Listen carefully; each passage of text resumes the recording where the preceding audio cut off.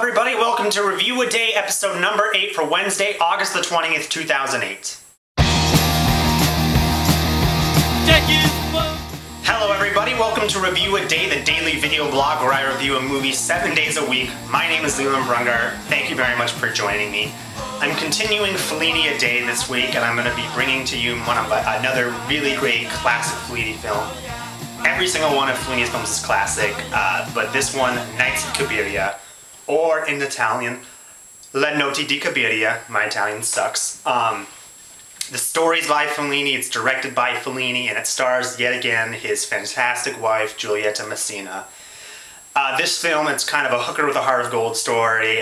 Cabiria is a prostitute. She has a heart of gold.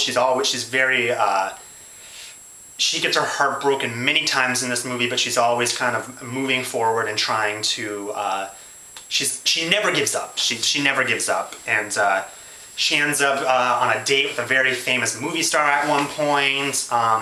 She kind of joins a traveling circus, not a traveling circus, no. A traveling church, and then she quits that, she meets another guy. Fellini with this film is more and more leaving his neo-realism roots behind. He's kind of giving that up for a looser narrative. He did one film between La Strada and Nights of Cabiria, Il Bidone, and these three films are kind of a trilogy. They're Fellini's earlier works, and they're not quite neo-realism, but they're definitely not the kind of films he would be doing. In 1963, he comes out with 8½, which is kind of considered to be his masterpiece, and it's incredibly surreal. There almost isn't a overall narrative to that film. But these films aren't quite there, but they're not quite neo-realism, so they're in between, and I think they're fantastic, because people often talk, when you talk about Fellini, it's always, oh, you know, how surreal and great those later works are, but I think that these films are just as good.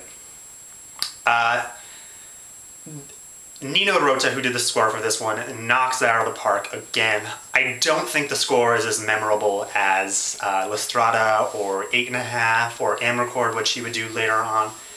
But me saying that it's not quite a memorable Nino Rota score is still better than just about anything you'll be hearing today in movies.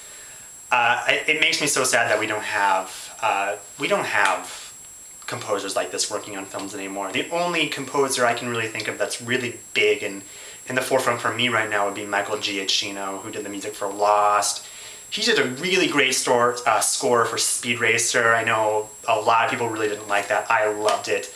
I did the score for The Incredibles. He's fantastic. Ratatouille also. He's one of my favorites. But Nino Rota is incredible, and to say it's a lesser Nino Rota score is just,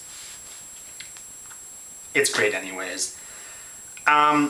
We see more colorful characters in this film than we do in kind of old neo-realism films. Cabiria herself is very, just kind of a little tough cookie. She's a prostitute. I really like that character a lot. Sweet Charity, if you know the musical Sweet Charity is based on Nights of Cabiria. And I think Sweet Charity is great. I think it's kind of a weird show. And I think it makes much more sense in the context of Fellini. Once I saw this movie, I was like, okay, I get it now. I don't know if that kind of says something about Sweet Charity being very good or not, but I think Nights of Cabiria it's just great, and it makes sense when you watch it in context and you understand Fellini, because Fellini is very strange and peculiar, and you can't really put your finger on it, but it's just Fellini-esque. So this movie is kind of sad. Cabiria often gets her heart broken in this film, and I don't want to spoil the ending, but the ending isn't happy, and there's something that I think is the last shot of this movie. It's just kind of on Giulietta Messina's face, and the last probably 10 seconds in this movie,